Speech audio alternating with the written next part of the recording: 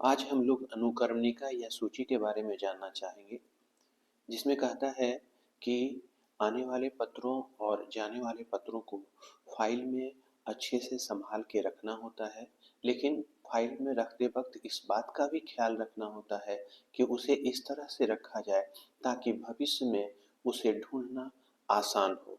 कहने का मतलब है कि अनुक्रमणिका या सूची या इंडेक्सिंग वह वैज्ञानिक प्रणाली है जो फाइल में रखी गई प्रपत्रों को आसानी से ढूंढने में मदद करती है। यहाँ हम उसके अर्थों को समझने का प्रयास करेंगे।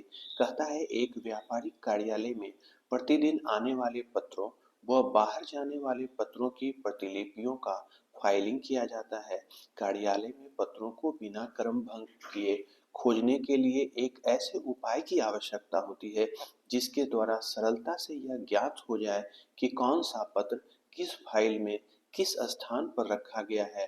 अनुक्रमणिका या सूची इसी समस्या का समाधान है। अतः अनुक्रमणिका फाइलिंग की एक सहायक क्रिया है जो फाइल करने में मदद करती है। अब हम लोग देखेंगे अनुक्रमणिका का अर्थ। अनुक्रमणिका एक ऐसी संकेत सूची है जिसके द्वारा किसी पत्र की फाइलिंग में सही स्थिति, क्रमबद्धता एवं पृष्ठ संख्या शीघ्रता से एवं सुगमता से ज्ञात हो सके।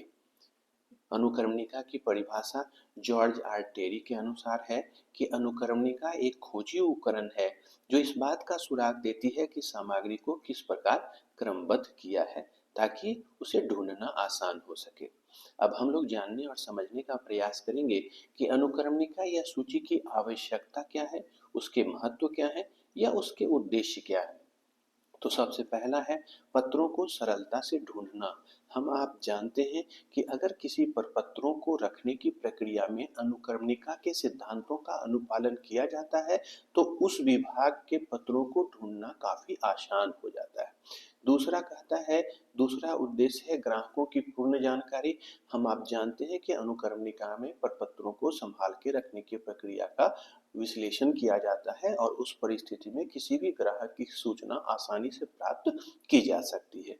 तीसरा पॉइंट है ग्राहकों की संख्या का ज्ञान।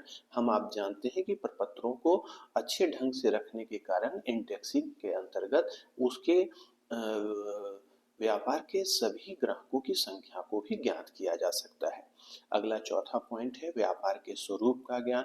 हम आप जानते हैं कि सारी प्रपत्रों की रूपरेखा अगर पहले से संभाल के रखी गई है तो व्यापार के स्वरूप का भी पता लगाया जा सकता है। पांचवा पॉइंट है खाता नंबर की जानकारी। चूंकि प्रपत्रों को संभाल के रखा जाता है तो व्यवसायिक पृष्ठभूमि के संबंधित व्यक्तियों के खाता नंबर की भी जानकारी प्राप्त की जा सकती है। ग्राहकों की साख की जानकारी। हम आप जानते हैं कि प्रपत्रों को संभाल के रखा जाता है और संभाल के रखे जाने की स्थिति में ग्राहकों की पूर्व की स्थिति का भी आकलन किया जा सकता है। वैसी परिस्थिति में ग्राहकों की साख की जानकारी पूर्व की सूचनाओं से प्राप्त की जा सकती है। आगे है कर्मचारियों की जानकारी। चूंकि कर्मचारियों से भी जो संवाद होता है उसके प्रपत्रों को अनुक्रमणिका के अंतर्गत संभाल के रखा जाता है, इसलिए कर्मचारियों की पूर्व की और वर्तमान की स्थिति की जानकारी के लिए भी हमें इंडेक्सिंग यानी अनुक्रमणिका का सहारा लेना होता है। आठवां पॉइंट है किस्तों की भुगतान पद्धति में लाभदायक। हम आप जानते हैं कि किस्त भुगतान करते वक्त इस बात की जानकारी होनी चाहिए कि किसको कितना भुगतान करना है। वैसी परिस्थिति में हमारे प्रपत्र इसमें मदद करते हैं और इंडेक्सिंग हमें उन प्रपत्रों को ढूंढने में मदद करता है। अब हम लोग जानने और समझने का प्रयास करेंगे कि अनुक्रमणिका के भेद या प्रकार क्या है। तो इसमें सबसे पहला है साधारण अनुक्रमणिका, सिंपल इंडेक्सिंग। कहता है इसमें पृष्ठों के दाहिना कोना इस प्रकार कटा हुआ होता है कि वर्णमाला के सभी अक्षर यानी एबीसीडी करके एक सीधी रेखा में दिखाई पड़े तथा पृष्ठों को पलटते बिना यह मालूम पड़ जाए कि अमुक नाम किस पृष्ठ पर अंकित किया गया है। यानी बगल में ही कटे हुए भाग में ए या अ करके लिखा हुआ रहता है और वह बाहर से ही पता चल जाता है कि कहाँ पे किसका विवरण अंकित है। थोड़े समय पहले अगर आप देखें जिसमें मोबाइल का इतना आविष्कार नहीं हुआ था, फोन नंबर वगैरह लिखने के लिए छोटे डायरी बनाए जाते थे जिसमें इसी तरह से एबीसीडी करके बगल से ही देखा जा सकता था। अगला दूसरा पॉइंट है स्वरात्मक अनुक्रमणिका। कहता है यह विधि साधारण अनुकरण का ही विस्तारी या सुधरा हुआ रूप है। हाँ, इसमें इस बात का ख्याल रखा जाता है कि अंग्रेजी के पहले अक्षरों के अलावे दूसरे, तीसरे, चौथे अक्षरों को भी वो अंग्रेजी की वर्णमाला के क्रम के अनुसार रखा जैसा है। जैसे यहाँ पे हम देख सकते हैं पहला नाम राधे श्याम है, जिसमें RADH है। दूसरा नाम राम है, तो इसमें हम देख सकते हैं कि RAD पहले होगा जबकि RAM बाद में होगा। इस क्रम का भी ख्याल रखा जाता है, यानी अंग्रेजी वर्णमाला में दूसरे तीसरे अक्षरों को भी क्रम में ध्यान में रख के उसको संभाल के रखा जाता है ताकि उसे ढूंढना आसान हो जाए। विद्यालयों में जो वो मार्कशीट आता है उसमें इसी क्रम को ध्यान में रख के रखा जाता है ताकि बच्चे को वितरण करते वक्त उसे आसानी से ढूंढा जा सके। अगला है श्रृंखला अनुक्रमणिका, क्रॉस इंडेक्सिंग। किसी ग्राहक को विभिन्न तिथियों में भेजे गए पत्रों की नकल किन किन पृष्ठों पर की गई है, इसे ज्ञात करने के लिए जो विधि अपनाई जाती है उसे श्रृंखला अनुक्रमणिका कहते हैं। यहाँ पे हम लोग देख सकते हैं कि पत्र पुस्तक प्रणाली में इस श्रृंखला अनुक्रमणिका का अनुप्रयोग किया जाता है। नीचे आप देख सकते हैं कि विजयपाल की सूचना पहले ही पृष्ठ में लिख दी गई है, यानी विजयपाल वाले पृष्ठ में लिख दी गई है, वो वाले पृष्ठ में लिख दी गई है कि इनकी सूचना 3, 12, 25 और 40 नंबर पेज पे है।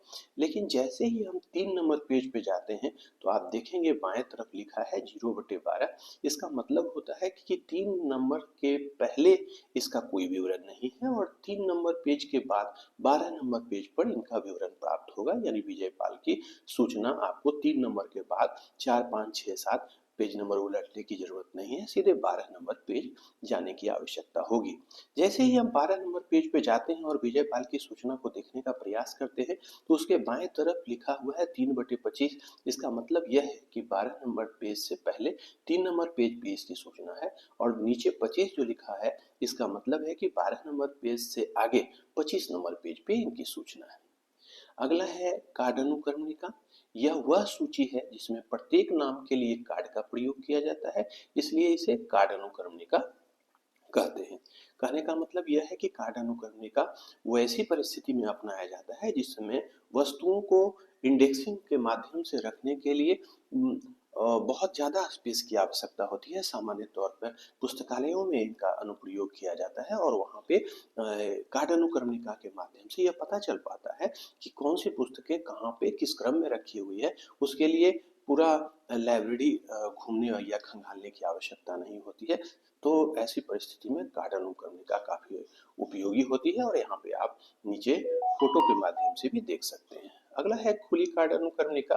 कहता है कि जो अलमीरे में या बंद अलमीरे में कार्ड अनुक्रमणिका रखी जाती है तो ऐसी परिस्थिति में एक से ज़्यादा व्यक्ति को कार्ड अनुक्रमणिका को ढूंढ पाना थोड़ा कठिन होता है, लेकिन अगर खुली कार्ड अनुक्रमणिका है तो ऐसी परिस्थिति में बहुत सारे लोग एक साथ उस वस्तु को ढूंढने में प्रयास कर सकते हैं। अगला है छठा चक्रीय अनुक्रमणिका। कहता है कि इसमें जो है घूमने वाला बना हुआ रहता है जिसमें एक एक करके आप उलट उलट करके देख सकते हैं, जिसमें कि इस बात का क्रम भंग होने की आवश्यकता नहीं होती है कि कोई भी कार्ड छूट गया होगा। इसके लिए चक्रीय अनुक्रमणिका काफी उपयोगी होती है। धन्यवाद।